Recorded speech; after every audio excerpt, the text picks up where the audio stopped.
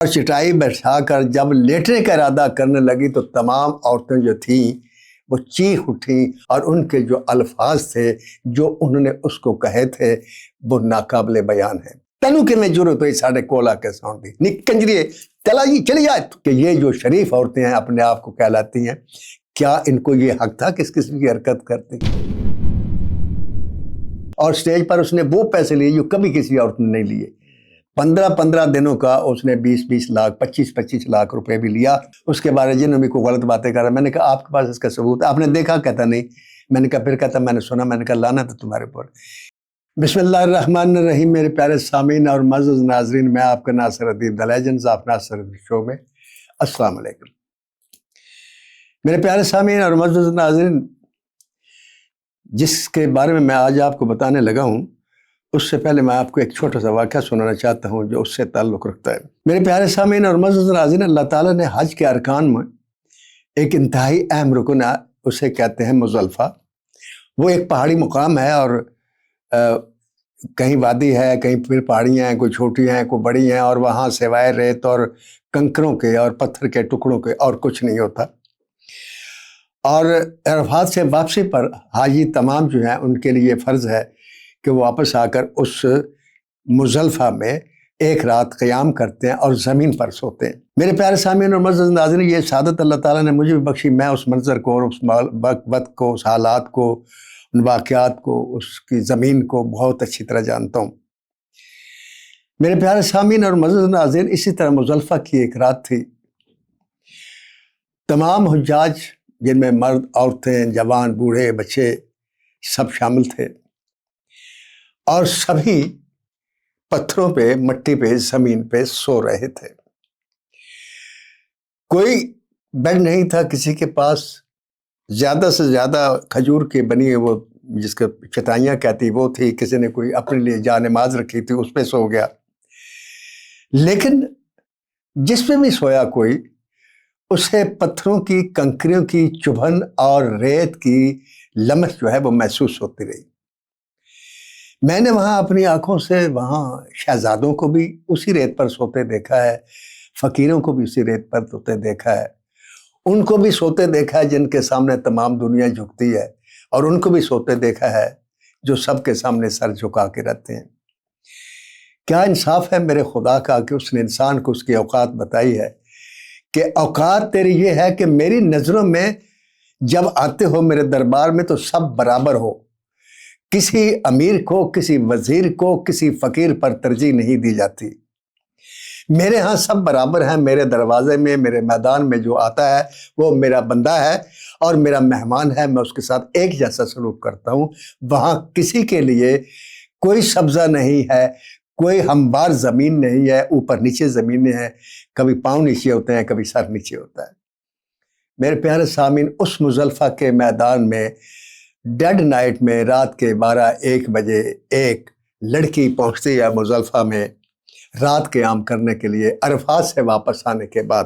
اور میدان عرفات وہ ہے جس کے بارے میں اللہ نے فرمایا کہ جو حاجی میدان عرفات میں پہنچ گیا، میں نے اسے قبول کر لیا اس کے حج کو، اور وہ بخشا گیا۔ وہ وہاں سے جو بھی خاتون تھی اپنے سارے گناہ بخشوا کے مزدلفہ میں آئی، اور جب وہ سونے کے لیے جگہ ڈھونڈنے لگی تو اس نے مناسب سمجھا کہ جہاں خواتین ہیں، کیونکہ وہ بھی لڑکی تھی، میں ان خواتین کے قریب جا کر اپنی چٹائی بچھا کر یا جا نماز بچھا کر یا چادر بچھا کر سو جاؤں، کیونکہ وہاں سونے کے لیے زیادہ سے زیادہ 1 گھنٹہ یا 1.5 گھنٹہ ملتا ہے، زیادہ ٹائم نہیں ملتا۔ میرے پیارے سامعین اور معزز ناظرین، جیسے ہی وہ خاتون، وہ لڑکی ان عورتوں کے پاس گئی اور چٹائی بچھا کر جب لیٹنے کا ارادہ کرنے لگی تو تمام عورتیں جو تھیں وہ چیخ اٹھیں اور بولنا شروع ہو گئیں، اور ان کے جو الفاظ تھے جو انہوں نے اس کو کہے تھے وہ ناقابل بیان ہیں۔ ضروری ہے، مجبوری ہے کہ میں ایسے پہلے بھی کہا کرتا ہوں کہ ہسٹری کسی کو معاف نہیں کرتی۔ تاریخ اگر صحیح لکھی جائے تو تاریخ حقائق کو بیان کرتی ہے۔ یہ الگ بات ہے کہ مسلمانوں کی جتنی بھی تاریخیں ہیں وہ مسلمانوں کے بادشاہوں نے اپنی مرضی سے لکھوائیں، اور ان پر اعتبار ذرا کرتے ہوئے سوچنا پڑتا ہے۔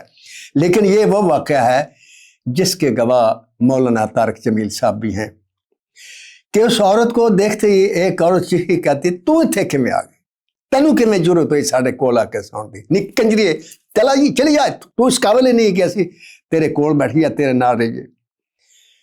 میرے پیارے سامعین اور معزز ناظرین, یہ گالیاں یہ تانے سننا تھا اس لڑکی کو. اپنی اوقات سامنے آ گئی, اس نے جو کچھ کیا تھا وہ اس کے سامنے آ گیا, اور وہ دھاڑے مار مار کر رونے لگی. مزدلفہ کے میدان میں لوگ روتے ضرور ہیں اپنے گناہوں پر نادم ہو کر, لیکن اتنا بے عزت ہو کر رونے والی لڑکی جو تھی وہ شاید پہلی خاتون تھی. اور ان کے ساتھ مولانا طارق جمیل بھی کچھ فاصلے پر بیٹھے یہ سن رہے تھے, اور میرا ایمان ہے جس طرح دھاڑے مار مار کر وہ رو رہی تھی, شاید طارق جمیل صاحب بھی رو رہے ہوں گے. میرے پیارے سامعین اور معزز ناظرین, یہ لڑکی نرگس تھی. نرگس جو 12 اگست 1974 کو لاہور میں پیدا ہوئی. اس کا اصل نام غزالہ تھا. ادریس بھٹی اس کے والد تھے جو پاکستان فلم انڈسٹری کے نامور ساؤنڈ ریکارڈسٹ ہیں, اور ان کی ٹکر کا ساؤنڈ ریکارڈسٹ ابھی تک شاید ہی کوئی پیدا ہوا ہو. اسلم چودھری اور یہ جو ہے بڑے نامور ساؤنڈ ریکارڈسٹ تھے.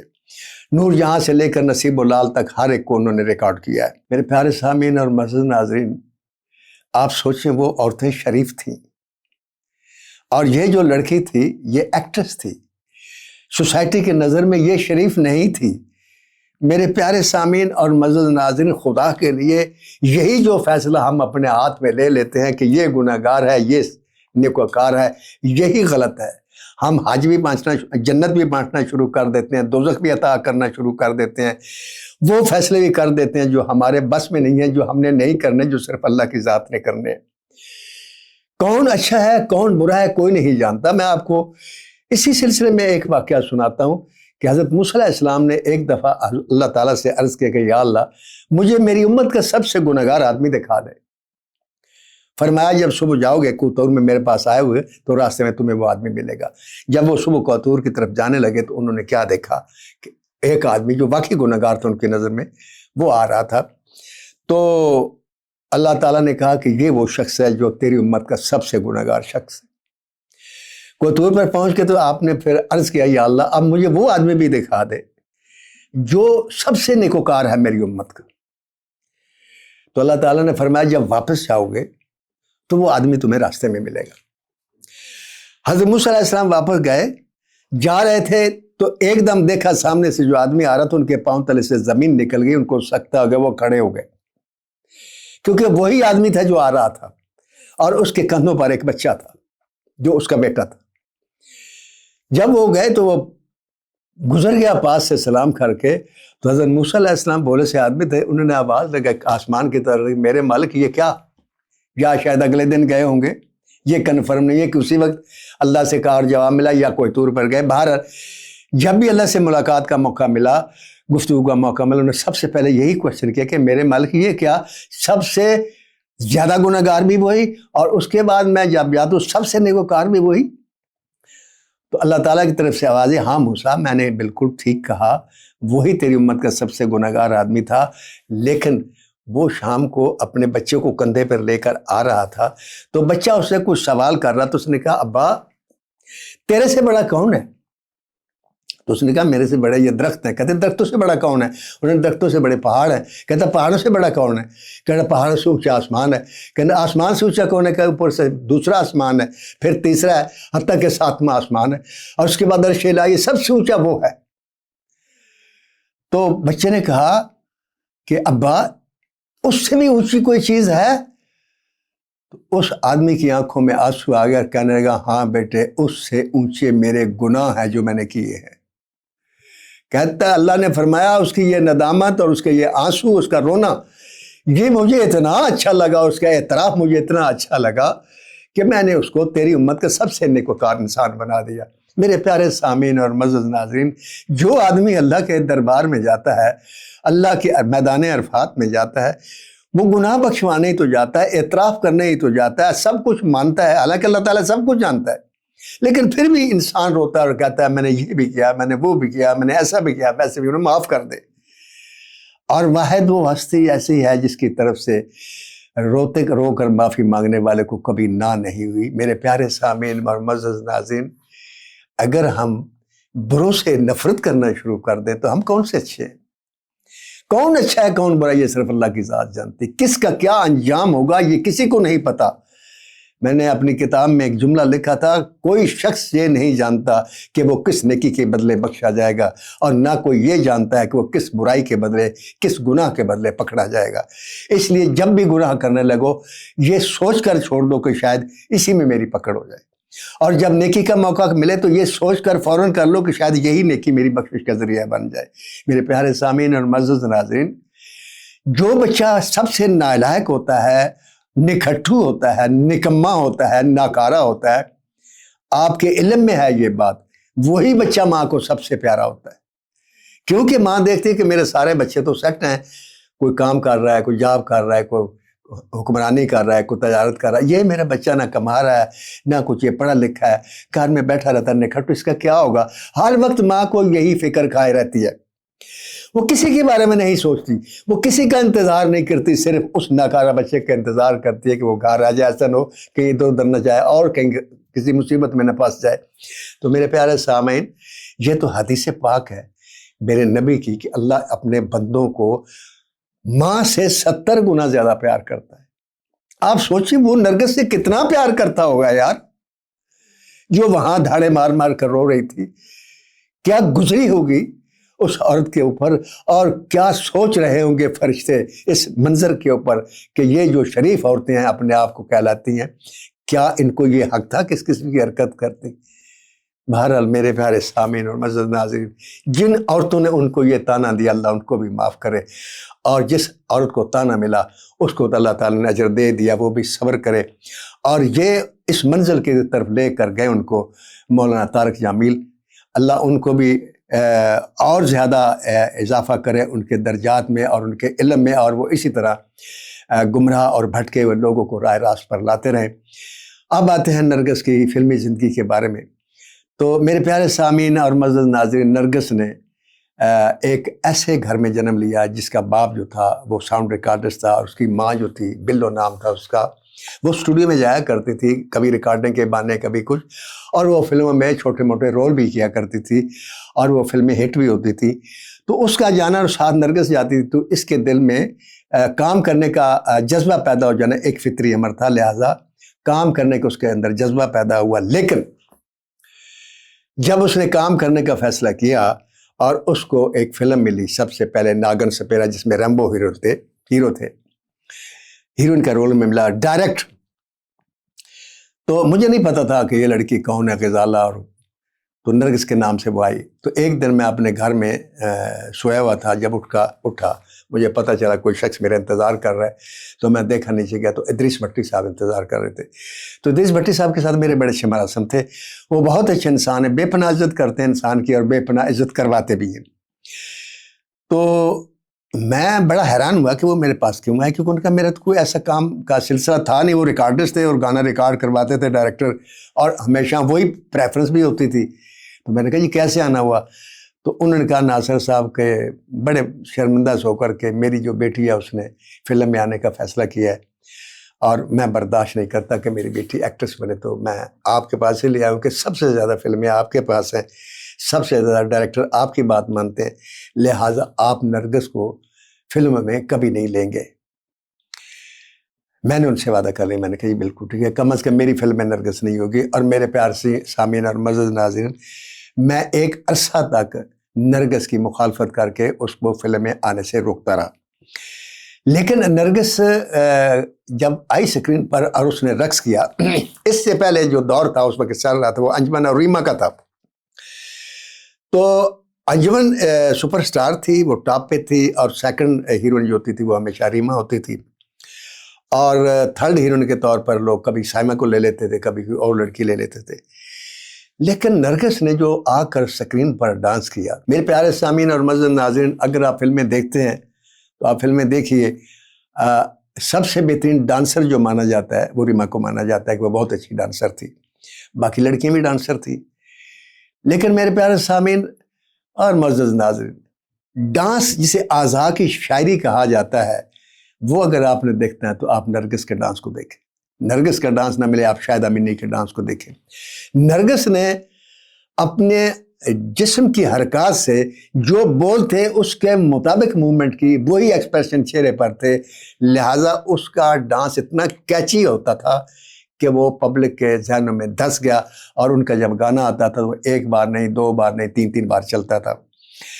پھر ایک سٹیج آئی کہ بھٹی صاحب مان گئے اور انہوں نے ایکسیپٹ کر لیا کہ چلو کام کرتے ٹھیک ہے۔ پھر نرگس کو میں نے لینا شروع کیا، اور اس وقت مقابلہ تھا نرگس کا ریما سے، لیکن میرے پیارے سامعین اور معزز ناظرین، 1 سال کے اندر اندر یہ لڑکی ریما سے بہت آگے نکل گئی، صرف اپنے ڈانس اور پرفارمنس کی وجہ سے۔ اس کی یادگار فلمیں جو ہیں وہ بے شمار ہیں۔ میں نے خود اسے اپنی پہلی فلم میں نے ایز ڈائریکٹر بنائی، دنیا دیکھے گی، میں نے اس میں لیا اور ہیروئن کے طور پر لیا، ریمبو کے ساتھ اس کا پیئر تھا۔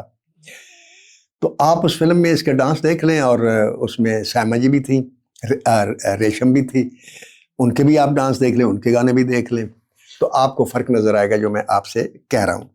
اس کے بعد پھر اس کے پیچھے پروڈیوسر ہو جائیے، پروڈیوسر کی ضرورت بن گئی، پھر یہ سیکنڈ رول میں آنا شروع ہوئی، اور پھر اس نے کی ٹائٹل رول بھی کیے۔ یادگار اور بے شمار فلمیں ہیں اس کے کریڈٹ پر، جس میں چوڑیاں جیسی فلم بھی ہے، جنت بھی ہے، انسانی کے دشمن بھی ہے، اور دنیا دیکھی بھی ہے، دیکھا جائے گا بھی ہے، بہت ساری فلمیں ہیں، تقریباً 100 کے قریب اس کی فلمیں ہیں۔ لیکن اس کا اصل کریڈٹ کیا ہے؟ اس کا اصل کریڈٹ یہ ہے کہ پاکستان فلم انڈسٹری کی نہیں بلکہ بالی ووڈ کی بھی اور ہالی ووڈ کی بھی انڈسٹری کی ایک تاریخ ہے کہ ایک ہیروئن ہٹ ہوتی ہے، 1 سال 2 سال 3 سال 4 سال وہ کام کرتی ہے، اس کے بعد کسی بھی وجہ سے وہ ٹریڈ سے آؤٹ ہو جاتی ہے۔ جب آؤٹ ہوتی ہے تو اس کا کم بیک نہیں ہوتا، اس کو وہ مقام نہیں ملتا جو مقام وہ چھوڑ کر گئی تھی، ایسا کبھی نہیں ہوا۔ نرگس واحد آرٹسٹ ہے کہ یہ آئی، سپر ہٹ ہوئی، ٹاپ پہ پہنچی، ٹریڈ چھوڑ کے چلی گئی، ٹریڈ چھوڑ کے چلی گئی، اس نے شادی کر لی، جو بھی کیا، اس کے بعد گڑبڑ ہوئی شادی میں، جیسے بھی ہوا، واپس آئے 2-3 سال کے بعد۔ آپ بلیو کریں کہ پروڈیوسر نے ہاتھوں ہاتھ لیا، اور نرگس کو عوام نے بھی اسی طرح قبول کیا، اور یہ پھر سپر ہٹ ہو گئی۔ یہی نہیں، دوسری مرتبہ سپر ہٹ ہونے کے بعد پھر نرگس کے ساتھ ایک حادثہ ہوا، نرگس پھر ٹریڈ چھوڑ کر چلی گئی دوسری بار، اس کے بعد پھر تیسری بار واپس آئی میرے پیارے سامعین، اور پھر عوام نے اسی طرح اس کو قبول کیا، انڈسٹری نے بھی اسی طرح قبول کیا، اور پھر نرگس جو ہے اسی طرح ٹاپ پر چلی گئی جہاں وہ چھوڑ کر اپنے پہلے سیشن میں گئی تھی۔ یہ ریکارڈ پاکستان فلم انڈسٹری میں کسی بھی انڈسٹری میں نے کسی ہیروئن کا نہیں دیکھا، اگر ہے تو میرے علم میں نہیں ہے، لیکن میں نے نہیں دیکھا۔ بڑی سے بڑی ہیروئن کی میں نے تاریخ پڑھی ہے، بالی ووڈ کی خاص طور کے اور لالی ووڈ کی، کوئی ایسی عورت مجھے نہیں ملی، خواہ وہ صبیہ خانم ہو، خواہ وہ بابرہ شریف ہو، خواہ وہ آسیہ ہو، خواہ وہ انجمن ہو، خواہ وہ کوئی ہو۔ میرے پیارے سامعین، یہ تو تھا اس کا فلمی سفر۔ اس کے اندر ایک خوبی کیا تھی، اور وہ خوبی سے ملی تھی میرے اپنے، جو یہ میری ریڈنگ ہے اپنی ماں سے۔ اس کی ماں میں یہ خوبی تھی کہ وہ کسی کو بھی تکلیف میں دیکھتی تھی نا تو وہ اس کی مدد کرنے پہنچ جاتی تھی، وہ خواہ ڈائریکٹر ہو، خواہ رائٹر ہو، وہ خواہ ٹیکنیشین ہو، وہ کوئی ہو۔ بے شمار لوگوں کو میں جانتا ہوں جن کی وہ مالی طور پر مدد کرتی تھی۔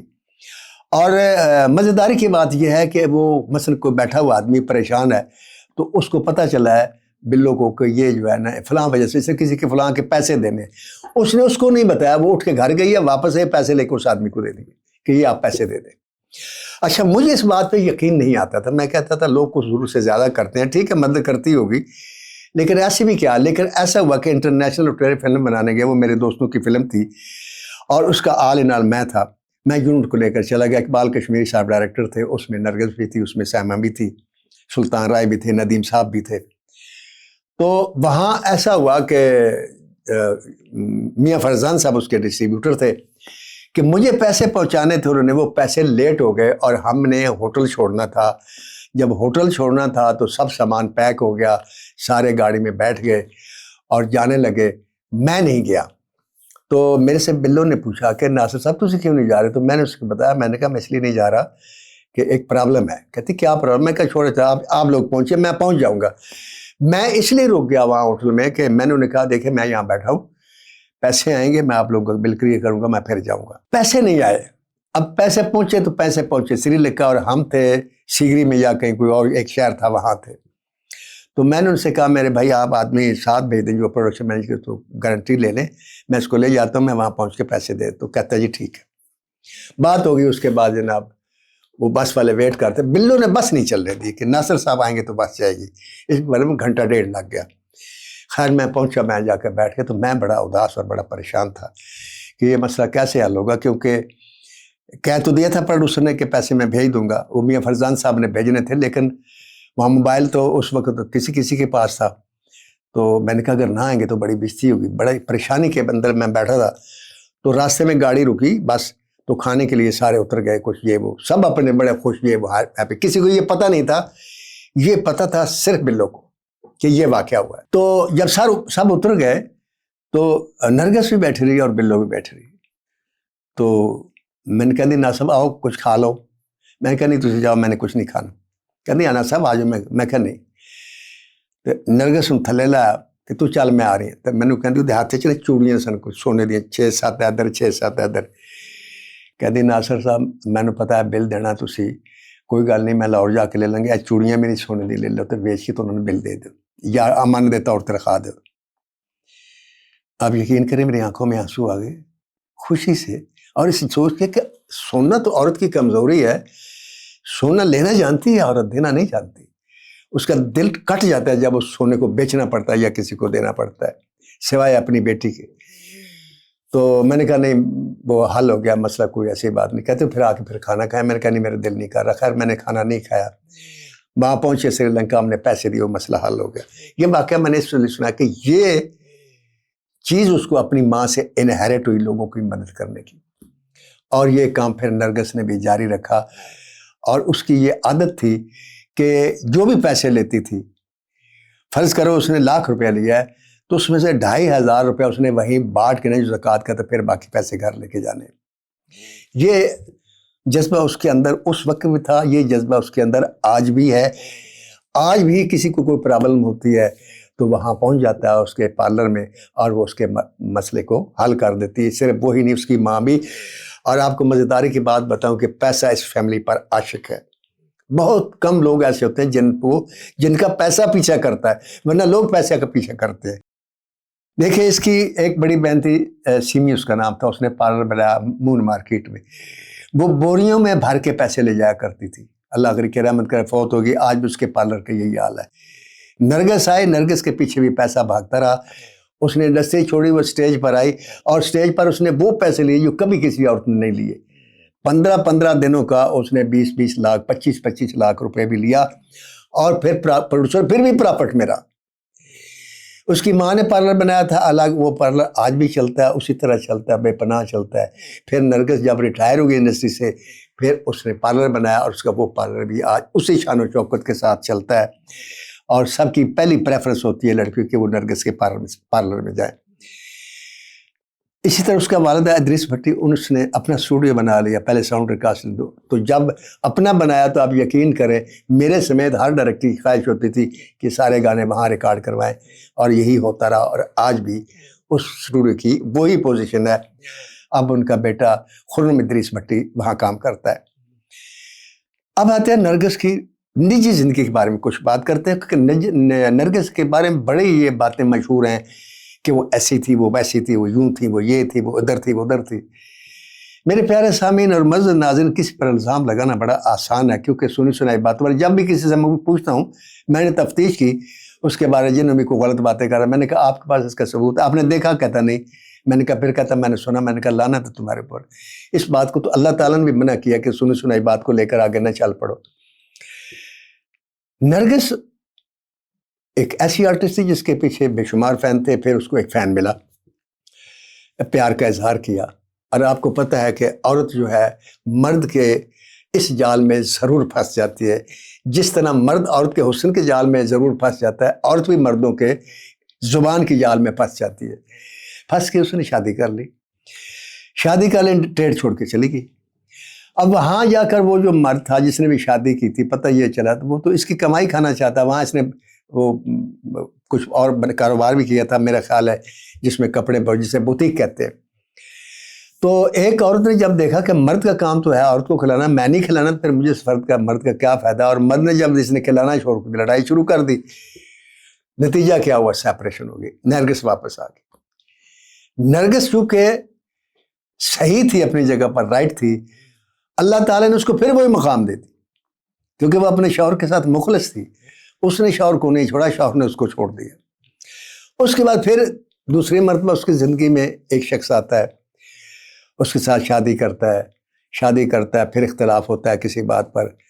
اور وہ اختلاف جو ہے پاکستان فلم انڈسٹری میں، جب بھی کوئی انڈسٹری کے آدمی کو باہر جب کوئی شادی کرتی ہے لڑکی، تو اس کے ساتھ یہ ضرور مسئلہ ہوتا ہے کہ وہ شادی کر لیتے ہیں، اور شادی کے بعد پھر مہینے بعد 2 مہینے بعد ناصردیپ کا فون کیوں آیا، فلاں کا فون کیوں آیا، وہ کیا بات، بڑا ہنس کے بات کر رہی تھی، وہ بھاگ کر آپ کے پاس ادھر محفل میں جب آپ کھانا کھا رہی تھی کیا بات ہو رہی تھی. اس قسم کی فضول حرکات شروع ہو جاتی ہیں. اور زندگی جو گزرتی ہے میاں بیوی کی، وہ صرف 3 ستونوں کے اوپر ہوتے گزرتی ہے. سب سے پہلے عزت، نمبر 2 احساس، اور نمبر 3 اعتماد. اگر یہ نہیں ہے تو زندگی آپ کی دوزخ، اگر یہ ہے تو زندگی آپ کی جنت ہے.